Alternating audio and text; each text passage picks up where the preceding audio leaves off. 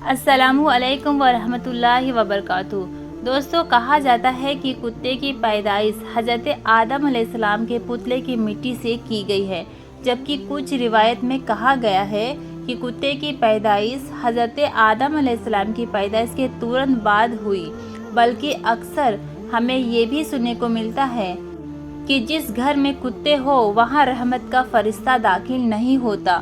لیکن دوستو، کتے کا ذکر مقدس کتاب قرآن پاک میں بھی آیا ہے، اور کہا جاتا ہے کہ دنیا کا وہ اکیلا جانور جو جنت میں جائے گا وہ جانور کتا ہی ہوگا۔ لہٰذا ان سب باتوں کو مد نظر رکھتے ہوئے آج کی اس ویڈیو میں آپ جان پائیں گے کہ کتا کس شکل میں جنت جائے گا، اور اصحاب کہف کے ساتھ کتے کو بھی غفا میں آخر کیوں بھیجا گیا۔ حضرت آدم علیہ السلام کی پیدائش کے ترنت بعد کتے کو پیدا کرنے کی وجہ کیا بنی تھی؟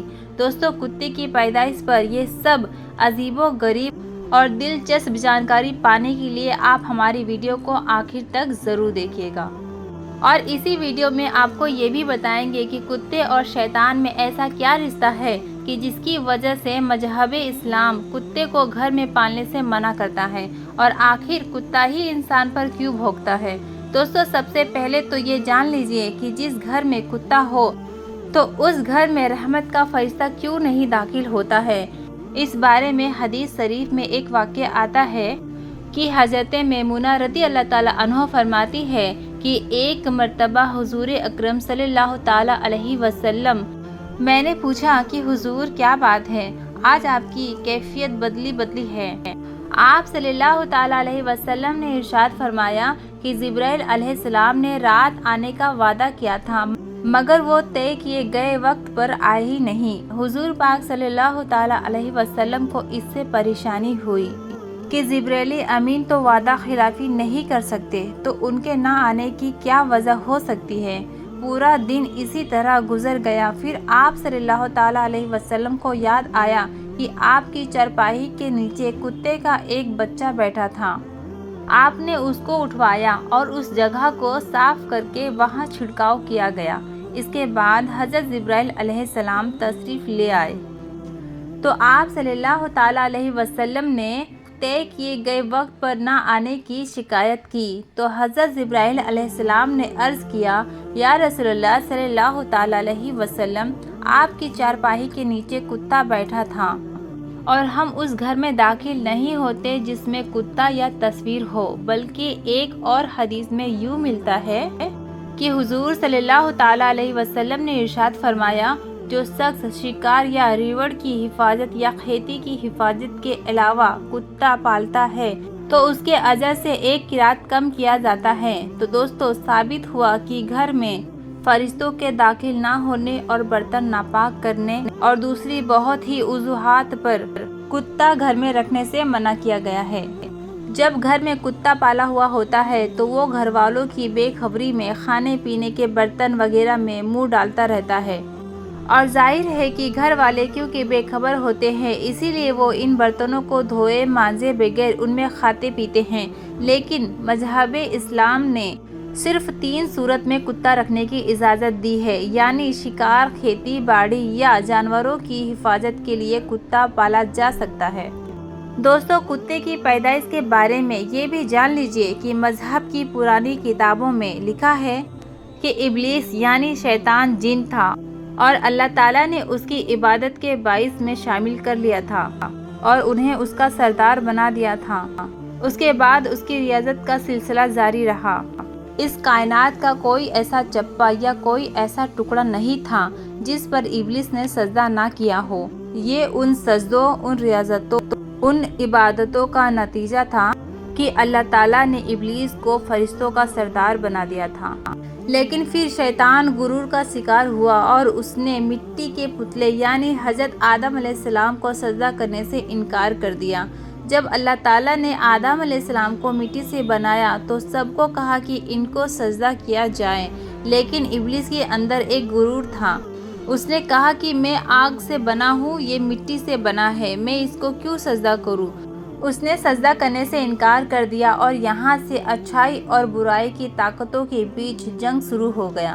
پرانے شائق نے لکھا ہے کہ جب شیطان کو حضرت آدم علیہ السلام کو سجدہ کرنے کا حکم دیا گیا تو اس نے حضرت آدم علیہ السلام پر حقارت سے تھوک دیا تھا۔ شیطان کا تھوک حضرت آدم علیہ السلام کے پیٹ پر گرا تھا اور اس کے بعد اللہ تعالیٰ نے حضرت جبرائیل علیہ السلام کو تھوک والی جگہ سے مٹی نکالنے کا حکم دے دیا تھا۔ حضرت جبرائیل علیہ السلام نے یہ مٹی نکالا تو حضرت آدم علیہ السلام کے پیٹ پر ایک چھوٹا سا سوراخ بن گیا۔ یہ سوراخ ناپ کی شکل میں آج بھی ہمارے پیٹ پر موجود ہے۔ اللہ تعالیٰ نے اس ناپ کی مٹی سے جس پر شیطان نے تھوکا تھا اس سے کتے کو بنایا تھا۔ دوستو، کتے کی پیدائش کے بارے میں دوسری روایت میں یہ بھی ملتی ہے کہ جب حضرت آدم علیہ السلام اور حضرت اماں حوا سلام اللہ علیہا کو اللہ تبارک و تعالیٰ نے زمین پر بھیجا تو شیطان نے زمینی درندوں کو ورگلایا کہ وہ ان دونوں کو کھا جائے۔ تب اللہ تبارک و تعالیٰ نے کتے کو پیدا کیا جس نے آدم علیہ السلام اور حضرت حوا سلام اللہ کی ان درندوں سے حفاظت فرمائی۔ یعنی کہ کتے کی پیدائش حضرت آدم علیہ السلام کو زمین پر بھیجنے کے فوراً بعد اللہ تبارک و تعالیٰ نے فرمائی۔ دوستو، کتے میں 3 خصلتیں ہوتے ہیں۔ یہ انسان سے محبت کرتا ہے۔ کتا انسان سے محبت کیوں کرتا ہے وہ بھی اس ویڈیو میں ہم آپ کو بتائیں گے، کیونکہ انسان بھی مٹی سے بنا ہوا ایک پتلا ہے اور کتا بھی مٹی سے بنا ہے، اسی لیے کتا انسان سے محبت کرتا ہے۔ کتے کے بارے میں اگر آپ کو بتایا جائے کہ یہ رات کو کیوں جاگتے ہیں تو اس کی وجہ یہ ہے کہ مٹی کو حضرت جبرائیل علیہ السلام کے ہاتھ لگے تھے۔ اور ہاں، کتا انسان پر بھونکتا ہے۔ یہ انسان پر کیوں بھونکتا ہے؟ اس کی وجہ یہ ہے کہ اس کی مٹی میں شیطان کا تھوک ملا ہوا ہے، اور کتا دنیا کا وہ اکیلا جانور ہے جو شیطان کو دیکھ سکتا ہے۔ شاید یہی وجہ ہے کہ رات کے اندھیرے میں جب شیطان کے قافلہ آسمان سے اترتے ہیں تو کتے اوپر دیکھ کر ایک خوفناک آواز نکالتے ہیں۔ دوستو، غیر مسلم خاص کر کے یورپ میں تو اب کتے کو گھر کا ایک ویکتی سمجھا جاتا ہے۔ جن عورتیں نے یہ کتے پالے ہوتے ہیں تو وہ کہتی ہیں کہ اگر تمہیں مجھ سے محبت ہے تو میرے کتے سے بھی محبت کرنی ہوگی۔ یہاں تک کہ یورپ میں کتے سے محبت اب حرام کاریوں میں بدل چکی ہے۔ بس یہ بات یاد رکھیے، کتے چاہے کتنے ہی وفادار کیوں نہ ہو، اگر آپ نے کھیتی کی حفاظت، شکار یا اپنے جانور کے ریوڑ کی حفاظت کے لیے نہیں پالا تو پھر روزانہ آپ کی اجر سے 1 قیراط کم کیا جائے گا۔ اور یہ بھی یاد رکھیے کہ حضور اکرم صلی اللہ تعالیٰ علیہ وسلم نے 1 قیراط کو بہت پہاڑ سے تشبیہ دی ہے۔ اب آپ خود اندازہ کر لیجئے کہ کس طرح اجر آپ روزانہ گوا رہے ہیں۔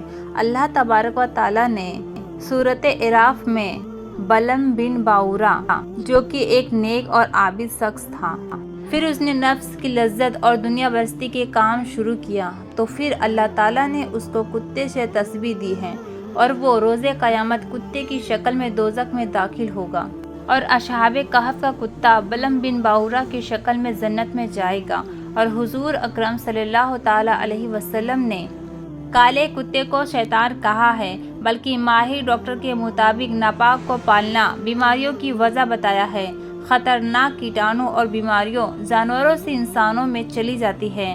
حضور صلی اللہ تعالیٰ علیہ وسلم نے تو آج سے 1400 سال پہلے جو احکام بتائے ہیں، آج کی جدید سائنس بھی اسے سچا بتا رہی ہے۔ ماہر ڈاکٹر کی سہمت سے ملی رائے یہ ہے کہ جانوروں میں پائے جانے والے خطرناک کیٹانو انسانوں میں چلے جاتے ہیں جو بیماری پھیلنے کی وجہ بنتے ہیں، اور اسلام کی روح سے کتا ایک ناپاک جانور ہے۔ اگر ہم اسلام کی تعلیمات پر عمل کریں اور ناپاک جانوروں کو پالنے سے گریز کریں تو خطرے سے محفوظ رہ سکتے ہیں۔ افسوس کی بات تو یہ ہے کہ آج اور دوسرے ناپاک جانوروں کو پالنے کا فیشن بن چکا ہے۔ پالتو جانوروں کو اسٹیٹس سمبل سمجھا جاتا ہے۔ دوستو، اسلام میں مسلمان کو حکم دیا ہے جس برتن میں کتا منہ ڈال دے تو اس برتن کو صاف کرنے کے لیے 7 مرتبہ دھویا جائے۔ ایک روایت میں 8ویں بار مٹی سے پاک کرنے کے الفاظ بھی ملتے ہیں۔ آج کی سائنس بتاتی ہے کہ کتے میں خطرناک کیٹانو پائے جاتے ہیں جو برتن کو بار بار دھونے سے ہی ختم ہو سکتے ہیں۔ آپ اندازہ لگا سکتے ہیں کہ اسلام میں یہی بات 1400 سال پہلے بتا دی گئی ہے، جب سائنس کا وجود تک نہیں تھا۔ ہمیں سمجھ جانا چاہیے کہ اللہ کے پیارے نبی صلی اللہ تعالیٰ علیہ وسلم نے जो अहकाम हमें दिए इंसानियत के भलाई इसे मान लेने में है। एक अंग्रेज डॉक्टर ने इस पानी की जिसमें कुत्ते ने मुंह डाला था दूरबीन के जरिए उसने पता किया तो उसे पता चला कि इस पानी में कुत्ते के जो लाल से कीटाणु आ जाते हैं वो मिट्टी की सिवा किसी और चीज से नहीं मरते हैं, क्योंकि मिट्टी में नौशादा ज्यादा मिकदार में होता है जो और किसी चीज में नहीं होता, और ये कुत्ते के लार में पाए जाने वाले तमाम कीटाणु को खत्म करने के लिए काफी होता है। इसीलिए नबी अकरम सल्लल्लाहु ताला अलैहि वसल्लम ने मिट्टी का नाम लिया ताकि बाजारों में नौशादा तलाश ना करना पड़े। इसी तरह फ्रांसीसी डॉक्टर और उसकी डॉक्टर बेटी मिस्र में मुकीम थे। जब आपने ये हदीस पढ़ी तो फौरी तौर पर कुत्ते के सामने एक बर्तन में पानी रख दिया। जब वो उसको पी चुका तो उन्होंने खुदबीन से देखा कि उसमें कीटाणु मौजूद थे। पानी गिराकर कई बार धोया गया मगर हर बार कीटाणु बर्तन में मौजूद थे। जब मिट्टी से मांजा गया और फिर धोया गया और फिर खुदबीन में चेक किया गया तो कीटाणु न सिर्फ बिल्कुल ख़त्म हो गए थे बल्कि बर्तन भी पूरी तरह पाक और साफ हो गया था। इस पर दोनों बाप और बेटी मुसलमान हो गए। दोस्तों, कुरान पाक में असहाबे कहफ का तज़किरा मिलता है जहां उनके कुत्ते का जिक्र आया है। वहां इमाम कुर्तुबी ने लिखा है कि इस शरीयत में कुत्ते पालने की इजाज़त होगी, इसलिए उन्होंने कुत्ता साथ लिया होगा या किसी बकरिया की हिफाजत के लिए था। दोस्तों, उम्मीद करती हूँ कि आज का ये वीडियो आप लोगों को काफ़ी पसंद आया होगा। दोस्तों, आप सभी से गुजारिश है कि अगर आप हमारे चैनल पर पहली बार आए हैं तो हमारे चैनल को सब्सक्राइब कर लीजिए और हमारी इस वीडियो को लाइक शेयर करना ना भूलें। अल्लाह हाफिज़।